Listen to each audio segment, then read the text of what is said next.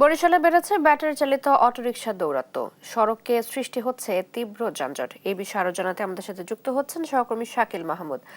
শাকিল, যানজট নিরসনে প্রশাসন কার্যকর কোনো পদক্ষেপ নিচ্ছে কিনা জানাবেন।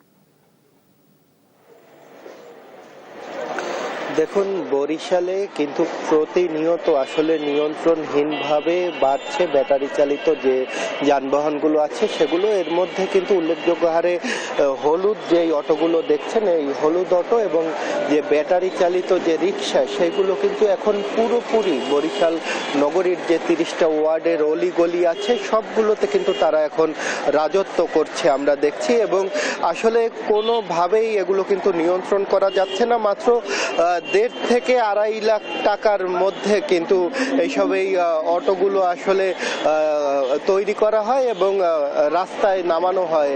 এর আগে আমরা দেখেছি যে বরিশাল সিটি কর্পোরেশন থেকে বিভিন্ন সময় আসলে এই হলুদ অটোগুলোর কিন্তু আসলে লাইসেন্স দেওয়া হয়েছে। সবশেষ সাবেক যে মেয়র বরিশাল সিটি কর্পোরেশনের ধন্যবাদ সাদিক আব্দুল্লাহ, তিনি 5,000 এই হলুদ অটোর লাইসেন্স দিয়েছে। এর আগে কিন্তু শওকত হোসেন হিরণও আসলে সাবেক যে মেয়র, সেও কিছু হলুদ অটোর লাইসেন্স দিয়েছিল। তারপর পরই কিন্তু আসলে নিয়ন্ত্রণহীনভাবে বর্তমানে প্রায় ট্রাফিক পুলিশের তথ্য মতে 20,000-এর উপরে কিন্তু আসলে অবৈধ যানবাহন এই বরিশাল নগরীতে আসলে চলাচল করে। যদিও বিআরটিএ বলছে যে তাদের মাত্র 2 থেকে 2,500 যানবাহন আছে যেগুলো এই নগরীতে, যেগুলো আসলে বৈধ যানবাহন, বাকি সবকিছুই অবৈধ। আমরা একটু ট্রাফিক পুলিশের যে সদস্য আছে তাদের সাথে একটু কথা বলবো। একটু জানতেই চাচ্ছি আপনার কাছ থেকে যে আসলে যানজট নিয়ন্ত্রণ করতে গিয়ে হিমশিম খেতে হয় কিনা। আপনি জানেন যে সামনে ঈদ, তো ঈদকে কেন্দ্র করে এখন মুভমেন্ট একটু বেশি, মানুষজন আসতেছে বেশি, তো যার কারণে একটু ট্রাফিক একটু আছে, একটু জ্যাম আছে। আর এই মানুষের চলাচলের প্রধান মাধ্যমে বলা যায় আপনার এই যে অটো বা সিএনজি বা ছোট ছোট যে গাড়িগুলো, তো এই ছোট ছোট গাড়ির নিয়ন্ত্রণে আমরা কাজ করে যাচ্ছি। আমাদের বরিশাল ট্রাফিক বিভাগ সচেষ্ট এবং আমরা এক্সট্রা ফোর্স দিচ্ছি, সমস্ত জায়গায় আমরা কাজ করছি। তবে আমাদের কিছু লিমিটেশনও আছে, যে এই যে গাড়িগুলো আইনানুগ ব্যবস্থা নিয়ে আমাদের যে রাখার জায়গা, জানেন যে স্থায়ী কোনো ডাম্পিং স্টেশন নেই, তো আমরা অস্থায়ীভাবে যে সমস্ত জায়গায় রাখতেছি। তো আশা করি যে আমাদের কর্তৃপক্ষ তাদের নলেজেও আছে এবং তারা এটার একটা আশু ব্যবস্থা করবে।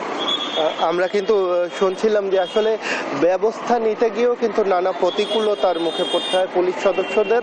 অনেক সময় কিন্তু সড়ক বন্ধ করে আমরা দেখেছি যে এইসব এই অটোর যে চালক আছে তারা অনেক সময় আন্দোলনে যায়, আবার যখন ব্যবস্থা গ্রহণ করে তখন আসলে ডাম্পিং স্টেশনে পর্যাপ্ত জায়গা না থাকার ফলে আসলে কিন্তু ট্রাফিক পুলিশেরও কিন্তু আসলে হিমশিম খেতে হয়। তবে আমরা যে কথা বলেছিলাম বরিশাল মেট্রোপলিটন ট্রাফিক পুলিশের কর্মকর্তাদের সাথে এবং বিআরটি এর যা কর্মকর্তা আছে তাদের সাথে, তারা যেটা জানিয়েছে যে সিটি কর্পোরেশনের সাথে আলাপ আলোচনার মাধ্যমে খুব দ্রুতই আসলে যেসব যানবাহন অবৈধভাবে এই বরিশাল নগরীতে চলাচল করে তার বিরুদ্ধে কিন্তু ব্যবস্থা নেওয়া হবে। পাশাপাশি ঈদকে কেন্দ্র করে যাতে যানজট মুক্ত আসলে নগরী থাকে, সেই কারণে কিন্তু বিভিন্ন ধরনের আসলে ব্যবস্থা গ্রহণ করা হয়েছে বলেও কিন্তু আমরা পুলিশের পক্ষ থেকে জানতে পেরেছি। এবং এর আগেও আমরা দেখেছি যে সদর রোড সহ যেসব এলাকাগুলোতে আসলে যানজটের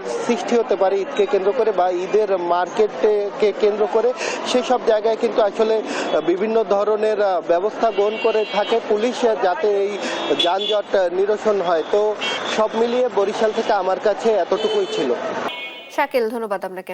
বরিশালের মতো একইভাবে ভোলাতেও বেড়েছে ব্যাটারি চালিত অটো রিকশার দৌরাত্ম্য এবং সড়কে সৃষ্টি হয়েছে তীব্র যানজট।